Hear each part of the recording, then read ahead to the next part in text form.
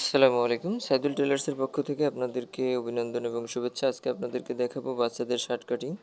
তো আজকে সূত্র সহকারে আপনাদেরকে বলবো। প্রথমে লাম্বার মাপটা নেবেন, নিচে অ্যারোর 2 ইঞ্চি পরিমাণ দাগ দিবেন। তারপরে উপরে তিরার দাগ এবং বডির দাগ মাপ অনুযায়ী যা বডি থাকবে বডি থেকে আপনি কাঁধ থেকে নামাবেন 4/1 ভাগ।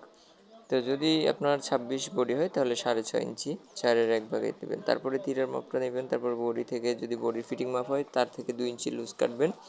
তো এটা 26 বডি এবং 2 ইঞ্চি লুজ দিয়ে আমি কেটে নিচ্ছি। আপনারা সেম একইভাবে এভাবে কেটে দাগ দিয়ে নেবেন। তারপরে কিন্তু সামনের বডি কাটা শেষ। তীরা যদি আপনার 12 ইঞ্চি হয় তাহলে 12 ইঞ্চিতে ডাবল ভাগ করে 2/1 ভাগ তীরা নিয়ে নেবেন।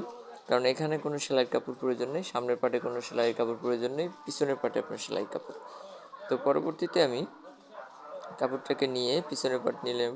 যেহেতু তীরা ওয়ান পার্টে করব এজন্য বাড়তি কাপড়টা তীরার নিয়ে নেব। আপনারা সেমভাবে নিয়ে নেবেন।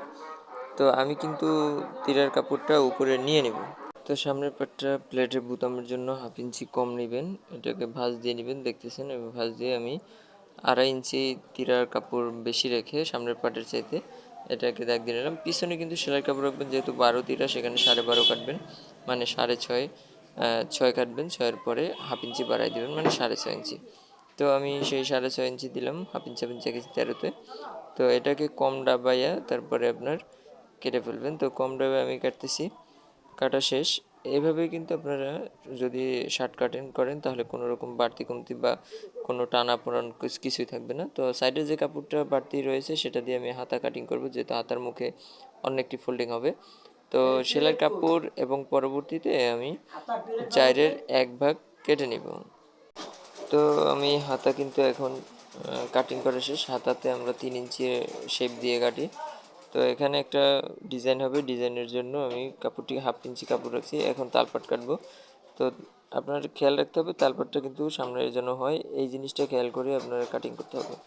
তো আমার কাটিং এখন কিন্তু শেষ হয়ে গেছে। তো পরবর্তী সময় আমি এটার হাফ প্যান্ট কাটিং করব। তো এখন পিছের তিরাটা কাটবো।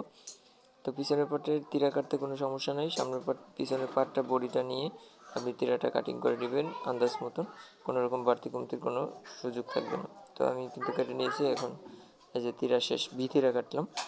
তো ভিতিরা দিয়ে কাটতে কিন্তু বেশি একটা সমস্যা হয় না। তো কাটা শেষ। এখন আমি একটি 13 ইঞ্চি লাম্বার হাফ প্যান্ট কাটবো ছেলেদের। তো 20 ইঞ্চি নিব। তো আমি সেলাই ছাড়া 20 ইঞ্চি কমপ্লিট থাকবে, মানে 10-10 20 ইঞ্চি। এটা কিন্তু আমার 13 ইঞ্চি একটা হাফ প্যান্ট কাটা শেষ। তো নিচের সেলাইয়ের জন্য কাপড় এবং রাবার ফালের জন্য কাপড় রেখে আমি চিহ্ন দিয়ে দিব এবং উপরে কেটে দিলাম। তো এখন কিন্তু হাফ শার্ট এবং হাফ প্যান্ট কাটা শেষ।